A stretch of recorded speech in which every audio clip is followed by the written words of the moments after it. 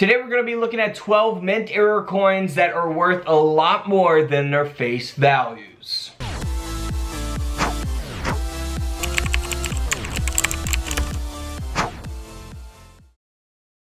Alright guys, let's just hop right into it and start with this first coin here, the 1945 wheat cent. Wheat penny here. So you can see that it doesn't look normal. You know, its curvature is not correct, right? I guess if you want to call it that. This coin is graded at a mint state 65 by NGC, and it was struck onto an elliptical planchet. So that's why it appears the way that it does. You know, 1945 wheat pennies are not very valuable unless they have a mint error like this, or a different type of mint error, or if they're in very, very good condition at a very high grade.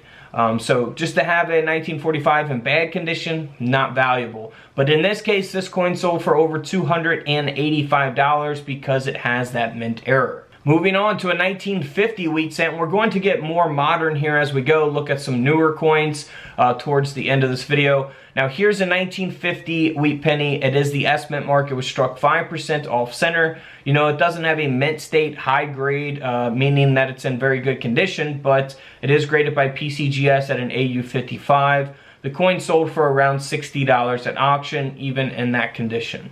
All the value, of course, is in the off center strike. Now here's the 1950 D mint mark. Now this is out of a famous collection. The coin sold for $1,440, over a $1,400 coin here, and that's because we have the penny design, the Lincoln wheat cent design, that was actually struck onto a silver dime planchet.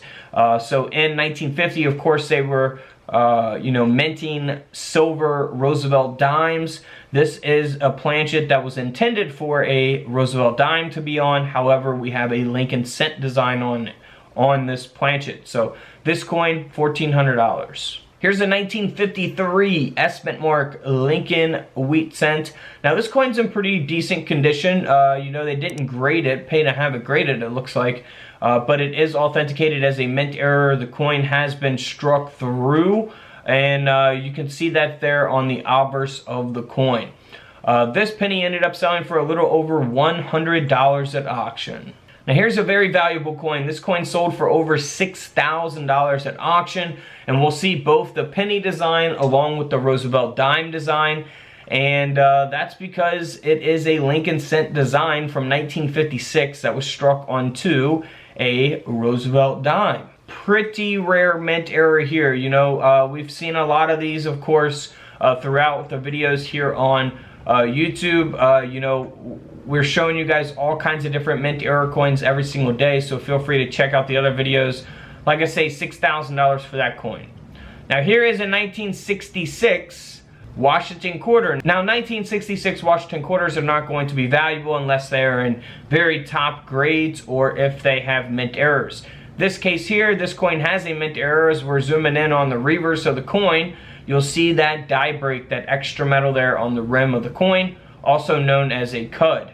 Now on the opposite side, you'll see that it's faded out the last 6 digit there of the date a little bit. You can look for these on all kinds of different coins, not just quarters, and all kinds of different placements of the coin as well. You know, not just on, you know, the top right side of the coin. It could take up half of the coin or a large portion of the coin, or even be smaller than this die break here. This coin ended up selling for $95 at auction. Here's a 1968 Washington quarter. Now in 1968, these quarters are not supposed to be silver. 1964 was the last year that they produced silver quarters for you know, circulation, regular business strike quarters at 90% silver. So 1968, not supposed to be silver at all. However, this quarter was actually struck onto a 90% silver planchet that they used in the year 1964 and prior.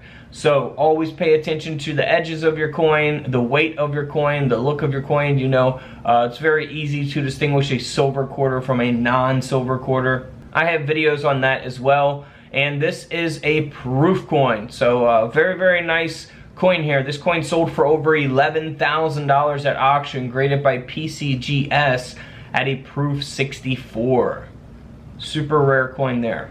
Now here's a 1974 $1 coin. This is the Eisenhower dollar that was on a incomplete punched planchet, so you'll see that line going through there as a result of that.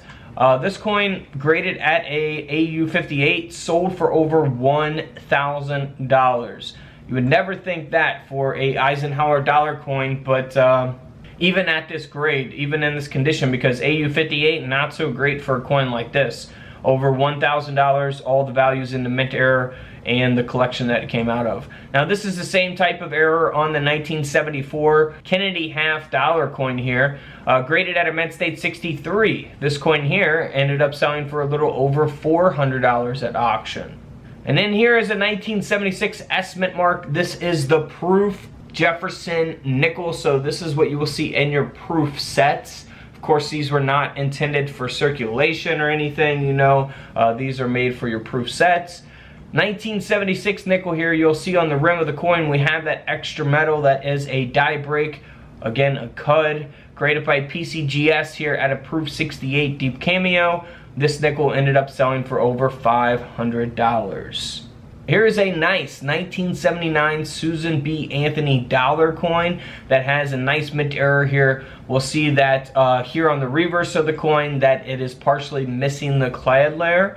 And the coin sold for over $310 at auction because of that mint error. So super nice mint error there, graded by NGC. Here's a 1999 Kennedy half dollar coin that's sold for over $5,000. Can you believe a coin like this that looks like this sold for $5,000? $5,280 to be exact. And that's because the coin was struck onto a copper core. So it does not have any outer clad layers. It's just got that inner copper layer of the coin. And that is what the design of the coin, the Kennedy half dollar design, was struck onto, the inner copper core of the coin. Graded by PCGS at an AU58, $5,280. Unbelievable. So always check your coins. You never know what you got in an old coin collection that you may have inherited, or coin rolls from the bank, or even in your pocket change. And don't forget to subscribe in the middle. Feel free to check out the videos to the left of me. And until tomorrow, I'll see you guys in the comment section below. This is Couch Collectibles, and this is where I disappear.